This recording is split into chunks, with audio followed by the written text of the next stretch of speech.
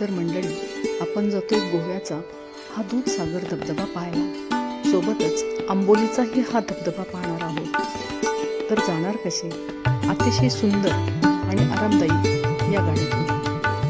या गाडीमध्ये बसण्याची व्यवस्था अतिशय सुंदर आहे आणि आरामदायी आहे. यासाठी प्रति व्यक्ती खर्च येणार आहे फक्त 5,999 रुपये. यामध्ये समाविष्ट बाबी ज्या आहेत त्या प्रवास खर्च,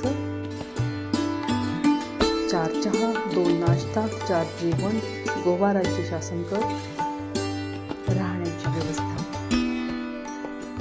nature life, GTDC charges, GTDC fee, जंगल प्रवेश शुल्क, टोल, पार्किंग आणि ड्रायव्हरचे जेवण आणि फर्स्ट एड. धन्यवाद.